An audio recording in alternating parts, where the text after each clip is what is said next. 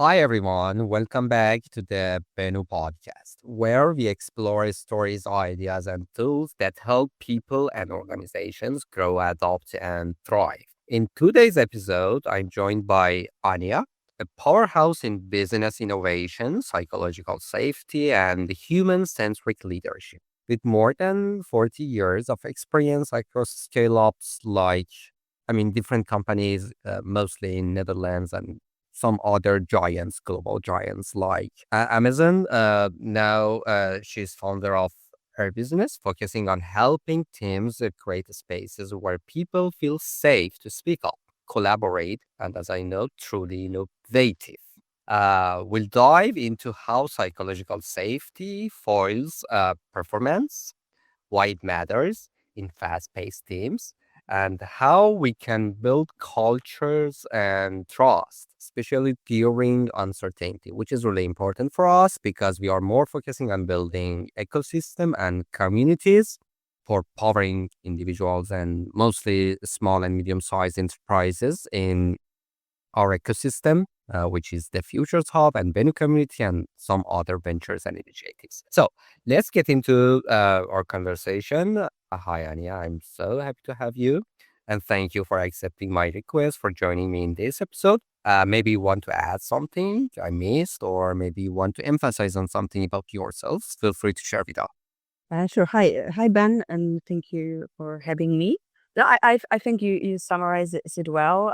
Indeed, I'm a founder of Engage Lab, and I help leaders and teams to create environment at work and that will be optimized for that innovation, creativity, and also resilience for the employees. And I do work with the concept of psychological safety. It's a concept that's been coined by Amy Edmondson, Harvard professor, and I believe it's really the kind of holy grail of creating that, as you call it, human centric leadership, but also a leadership that will really lead to sustainable results. Good, great. Maybe it's a good idea to focus in the very first step about, when we are talking about human centric leadership. I'm really curious to know what are the main features or the main approach you're applying for developing, for promoting, and for applying this concept in different settings. I think human-centric leadership is the leadership where you again, this is just my personal opinion, but you don't care only about the kind of bottom line or only about the business results, but you also, so it's not only about what you need to achieve, but it's especially about how you want to achieve it. And because you cannot achieve it by yourself, if you could, you wouldn't have a company. So usually you build a company because you have a high ambition to solve a problem, but you know that you need to be able to solve it, you will need a help of others. And then how you're going to do it, and if you are going to do it with certain awareness, how everybody kind of feels in the process, and take into consideration the needs of those humans who are helping you out. I think this is for me what human-centric leadership is about. Which is one of the main areas you are more focusing at Engage Lab, right? Yes. So, I mean, again, I do really specifically focus on creating that kind of solid ground for being able to be kind of this human centric leader. And I think psychological safety is really the base that you need to look at when you start thinking about how effective you are as a leader and how you are achieving the results. So how do you make it possible? As I found, let's say for someone new to that term, psychological safety, if we want to apply it in different settings, including, for example, in different communities or businesses or whatever, how do you try to bring these concepts? Because it seems you are acting as kind of consultant there, right? Mhm. Yeah, so I am, when it comes to specifically psychological safety, I am an accredited psychological safety practitioner within the Peerless organization, which is a globally recognized organization co-founded by Amy Edmondson. And what we are able to do when it comes to that, and I think what is important when you start your journey working with psychological safety is, first of all, to start measuring. And I think that's what business loves. we love the concept that you can measure. So it's not just something, not tangible. So there is a tested way to measure it. It's a series of 7 questions that your team and you yourself as the leader would answer, that would give us some kind of level of psychological safety on a scale from 0 to 100, and you will be able to compare yourself to more than 20,000 teams that already took that survey worldwide. So you will have a number, and you will know more or less if you are in kind of healthy or maybe not so healthy place. But on the top of that, we also then I do have a structured workshop where we dive into the four pillars of psychological safety, and then we can identify basically what are the pain points that are maybe blocking, and what can be done to optimize that levels even more. So these 4 pillars, it's maybe also interesting to mention, will be willingness to help. So as a team, how are we supporting each other, and we are as we are we acting more as a team or more as an individual? Are we able to have what we call difficult conversation? So open conversation, meaning can we provide feedback in effective way? Can we discuss potential issues and red flags, even if they don't seem to matter at the moment? Are we open to diverse opinions in the team? So that's the inclusion and the diversity aspect. And the last one, very important, especially in a kind of innovation focus or innovation driven businesses, is attitude towards risk and failure. How do we perceive failure in the team? And do we actually allow ourselves to make these mistakes in an intelligent way to progress? And the point is, all of them, are critical at the same time. It's too difficult to apply. Specifically in your daily activities, because as business owners or the people who are responsible for just getting job done, most of the time we are not focusing on these kind of human centric approaches. My question is, in terms of talking about this kind of stuff, as you mentioned, trust is really important and it's really crucial. So you are kind of outlier when you are helping companies. You are not specifically part of their team. In the beginning, you need build kind of trust, and then kind of human centric connections with those people, and then provide the things you already mentioned. Usually, how you can build the initial trust to open the doors and then sharing whatever you already mentioned. Yes, so that's of course very important. And as a practitioners, we have some of course ways to do it. But first of all, you mentioned at the beginning that my work is, of course, I do position myself also as a consultant. But at the end, what I'm there to achieve is to kind of just help create a space for the team and the leader to share the insights between each other and also come up with solutions. So I'm not there to provide the solutions. I can provide a framework for the solutions, because I do believe that the best solutions are in the team. I mean, it's pointless for me to come in the team and tell them what to do. They really, they always know what to do. The question is, are we able to say it out loud? What's really kind of challenging? What's challenging at the moment? Where are we struggling? And of course, when it comes to psychological safety, it's not about perfection. No one is going to say, okay, if you haven't done this or that, it's impossible. It's a human process. But what this tool, so the what's called PCI scan, so which I explained, allows you to do is to actually give you a little bit of insights where we are on this journey, and what are the first kind of small things that we can start to implement to improve that feeling of safety and the trust in the team between each other. So I can point that out. And of course, I am, uh, yeah. And we have enough time. So, for example, the typical workshop uh, where we um, where we kind of discuss and scan photos for the different potentially challenges lasts around 3 hours. So we have enough time to look into different kind of elements and different pillars, and also brainstorm together what could be better. You know better than me that we are living in a world that everything is constantly changing, yeah, in a flux sport, let's say.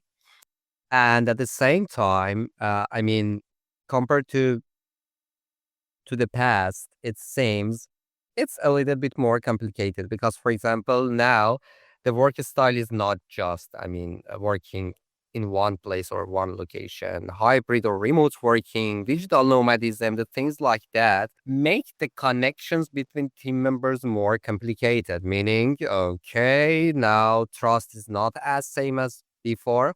Building trust, I mean. Also, for example, the way we are trying to manage people or collaborating, everything is different. My question is in terms of that psychological safety you mentioned, what's one mistake leaders often make when trying to build a strong culture in terms of that point you mentioned in this new era? Yes, and I will answer that question. Before I will maybe say to your point, yes, indeed, we are living in a more complex environment, ever changing. That's why I believe the psychological safety is even more important because when there are challenges, let's give an example of AI, which is a big topic at the moment, and AI is causing a lot of friction, as we know, a lot of fear in the organizations because people are afraid of losing jobs and how it will impact. And it's like in a relationship, when you have a problem and when you avoid talking about it, you are not solving it. It gives you a kind of a short term comfort, but in the long term, it's not. It's just the kind of the anxiety or the fear is just kind of growing. So when you look at the level of engagement of your people, it's going to decrease. So first of all, when you have the psychological safety in the team or the healthy levels of it, you will be able to talk about the challenges and kind of frame it as a challenge that we have to solve together. So that's just to start. And then when it comes to like maybe a pitfall, I think what you were asking about is how do we establish psychological safety in this more complex business models or complex culture, especially in a hybrid culture or remote culture. And here it is when you decide to create a company in a remote setting or a hybrid, usually certain things you are going to, I would say, make some economies on the budget because you won't be paying, let's say, for property of those offices. So what I would advise is to use all these kind of economies that you made on the budget to invest in creating that culture in that setting. And that means actually, for example, let's say that you use Slack. There are elastic ways of creating special channels and a special type of communications as you would have in a remote setting. And you can really go far with that. But what's important is to really enable your managers and train your managers to be able to do it because it's not natural. It's like with all technology, it's new for us. So already we are struggling to get hold of technologies and learn how to operate it. And now on the top of that, you should learn how to use it to create a culture in the company. Again, it's possible. And we have a lot of cool examples of companies that are doing that successfully. For example, Remote is one of them, or even GitHub, has been kind of a remote company for many years now. But they do put, and when you look at their websites and when you look at their guides, they actually share a lot of the information. It put a lot of inner energy in creating that setting, that communication. Yeah. Yeah, it's a good point. In terms of this specific, I mean, point you mentioned, we know that, for example, in a startup ecosystem, there are lots of ideas and small things. They are trying to start their venture in a different way. How can smaller teams or early stage startups start building psychological safety from day one? Because it Mhm. seems sometimes the best time for preparing yourself for something is the Yeah. time that still there is no specific issue in terms of that challenge. Meaning, okay, now we are two people. We already started, for example, our initiatives, our startup. We need to think from now how to apply that concept in our collaboration for the future. So, do you have any advice to share with us? Yeah. I think when you are a small team or a founder, first of all, I would educate yourself a little bit on what are those pillars. So what I mentioned, openness to conversation. So being able to provide the feedback in a constructive way, but also talk about this, let's say, challenges together, and be able to challenge each other in the small team that we have. Willingness to help, inclusion and diversity, and attitude toward the risk and failure. So as a leader, if you know that these are the 4 points that are very important in creating that team, use those themes in the way you communicate. Maybe it's just a small team of 4 at the beginning, and have this discussion like when you start. Usually, what happens with startup, they really, of course, focus on the product, sales, marketing. These are and funding. These are the kind of main topics that everybody is focusing on when building the startup. But try to accommodate time. Okay, how we are doing things, how we want things to be done in this company. Because as a leader, it's your responsibility to model that strong communication skills, being able to also a bit of that vulnerability, showing as a leader that I'm not the one who knows here everything. I want to get the feedback from all of you. Only like that, only within in that setting we can be stronger as a team. So that's I would start looking into those topics and do not, as you said, push it back, because it's harder indeed later to change it. And maybe if you are a leader who really struggle that, I think, of course, training is helpful, but you can also encourage others in the team and get them to help with, with those 4 pillars. Does that help a little bit? As I know, you've worked in big companies, startups, and now as a founder. What's been the biggest lesson across all of those experiences you have had so far? Hmm.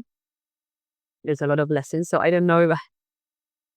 And then one main critical, helpful, insightful.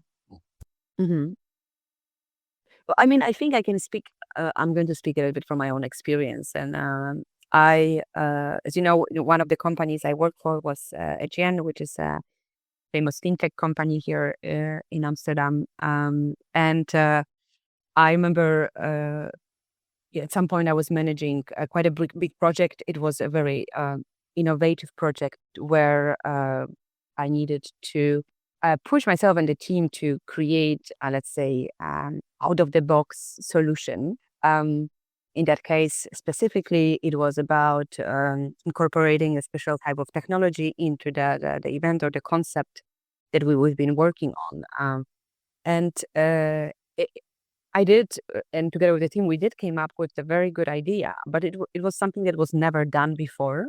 So it was extremely scary. And also we had 3 months to kind of roll it out. So typical startup situation, you have something that you believe, God tells you that that's the way to go, but you have a lot of people that tells you that's not going to work.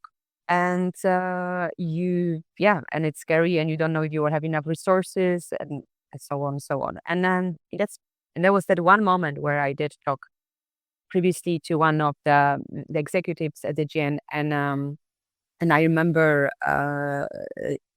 talking to him about that project, and he basically said, "Let's just go for it, and if it fails, just remember, do not do it twice." And I think that kind of encouragement back then really it made the whole difference, because it gave me that, I don't know, maybe the bit of the courage that I needed to keep on pursuing the project that I believe could really be something extraordinary. In the end, it was a huge success, but there was so many doubts. The last minute, we were all doubtful. But so I think in a startup environment, I really believe in the leaders can make huge difference by encouraging others to take risks and having that right mindset. This is what your people will be very grateful for, and as an organization, you will be able to achieve much bigger things than if you don't provide that support. That's right. In a way, leaders should help others to just try to build something by themselves, not for your, in a different way. You are providing kind of playground for them. I like that approach. What's something you believed about leadership or team culture 10 years ago that you've completely changed your mind about now? I mean, I think one of the things that I also teach, or at least one of the, uh, yeah, I would say, let's call it service or a school of thought, is something called intent leadership, and I think a lot of organizations 10 years ago still do not practice that, and even today do not. So the kind of managing by or micromanagement, I believe, is one of the biggest challenges still in the organization, and for some leaders for not providing the trust and indeed trying to make all the decisions, whereas the people who actually have all the information and are much more empowered to make a decision are not allowed to do so. So, and we see a lot of progress there. I think some companies are definitely empowering their employees to be able to have that authority and make those decisions. But yeah, originally in the past, the leadership was either by fear or kind of command. You would command like as a ship and try to make all the decision by yourself. And I think in the current setup where there's so much complexity and so much information, and actually so much unknown because well, let's face it, no one knows where the AI will go and what will happen. If you just try to be that one person who make all this decision, yeah, I think that even statistically, when you look at that, the chances that you would be right are smaller than if you take into consideration other people's opinions and actually empower others who are closer to the information source. At the Futures Hub and the Bennu community and other initiatives we are working on, we are more focusing on the future of learning and work. We are kind of future oriented ecosystem. That's why I want to ask you what's something you are hopeful or excited about when it comes to the future of work. Well, I think future of work. There's a lot of trends at the moment. I do love the idea of how AI is going to reshape a lot of the tasks, and actually a lot of mundane tasks will be replaced. So when you think about that, the effect of that would be that there would be more room for creativity, and we will be encouraging skills like creativity, but also um, leadership or people skills will become emotional intelligence will become much more important because that's something that AI today is not able to do for us. So I love that. In a way, I think we are going to leverage even more our strongest parts that maybe before been forgotten or diminished because we'll have more time for that, and we will have to find yeah something that really is complementary to what AI offers today. So, and what's something small we can all do today to help move forward that kind of future you are imagining? hmm Um, well, I think one thing is I would encourage you to really nurture your creativity, but that's more like a kind of human advice. So nurture your creativity. Try to get inspirations from traveling, from just observing the world, and create. Start to create small things. Write through writing, could be through cooking, for traveling. So the creativity is something that I would definitely encourage. But another thing, what I just because we talked today about psychological safety, I think if you are a leader of a maybe even a small team, maybe try to incorporate what we call check-ins. Check-ins is the way.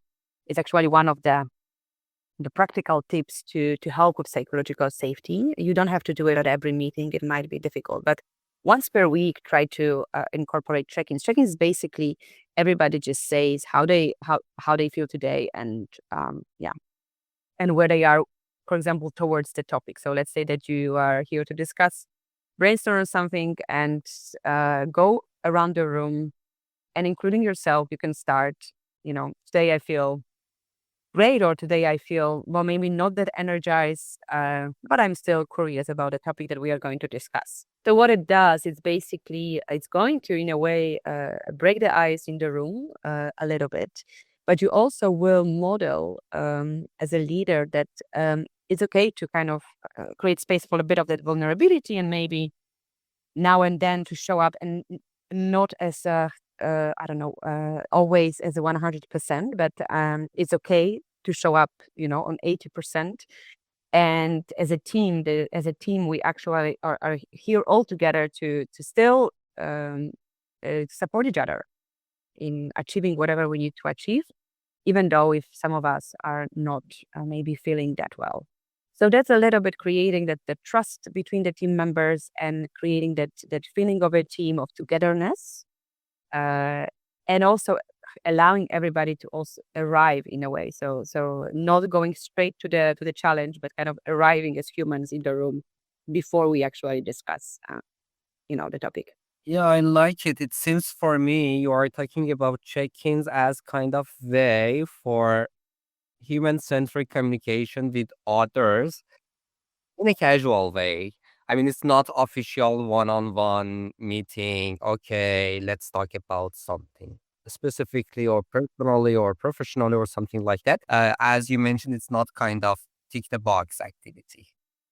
No, it's not tick a box, but it's important to do it in the team because here what you will see is the power of the group. Some people are not going to feel comfortable when you initially start this activity, but what we often do is when you look at the team dynamic is that we see others sharing and we see that it's safe to do so because as a leader you're going to make space and accommodate all the answers. It's going to encourage others to do the same. So later, when you actually will have a specific topic to discuss, you will see that there will be more engagement in the room because everybody kind of already open up a little bit and allow themselves to speak up. Good, great, thank you.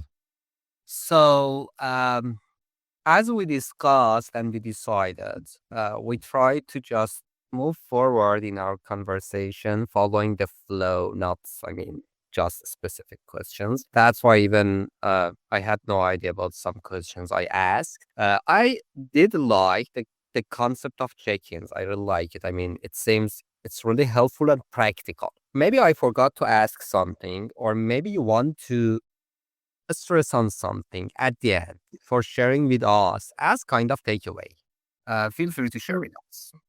Uh, Takeaway. So one takeaway, would you prefer to get, I don't know, another tip or just more of the kind of a It summary? depends on you. Something that you think it's really important to stress and focus more at the end based on your point of view.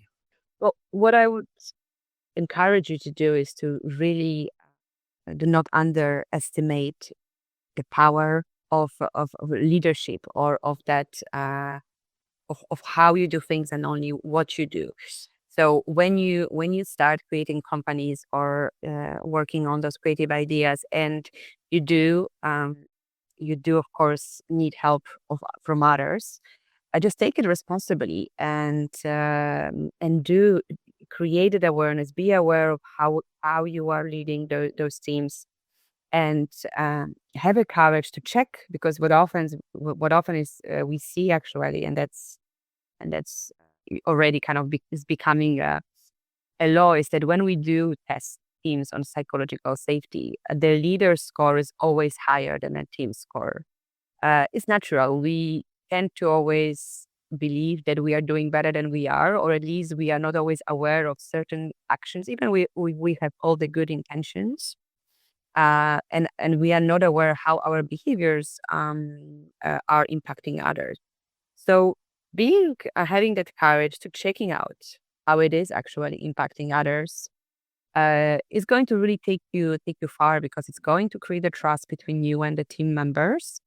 And trust is something that you need, especially if you are hoping to get 120%, of engagement from your team.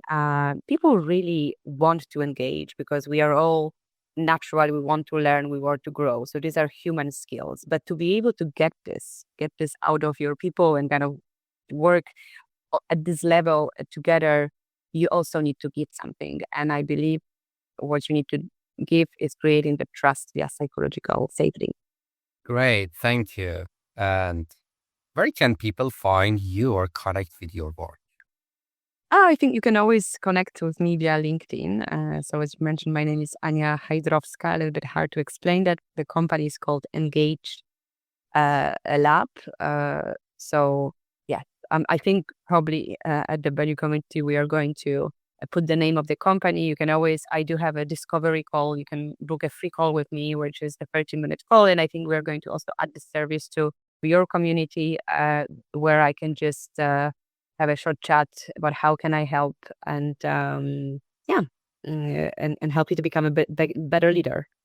Fabulous. Thank you, Anya. Thank you so much for this honest conversation. I really enjoyed hearing your stories, your insights, and your calm and energy. I mean, around such an important topic. You reminded us that trust, creativity, and safety at work aren't just buzzwords. They are things we can actually build together, one small step at a time. And it's really, humanistic approach towards the way we are working or communicating together. For everyone listening, if you want to learn more about Ania's work, check out Engaged Lab. And also, we are sharing her LinkedIn in the description of this episode and in our different channels on LinkedIn, Instagram, and other platforms. And then, if they are interested to learn more, they can approach you, as you mentioned, for kind of virtual coffee chat at least. Thank you again for being here. And if you have nothing else to share, let's say bye.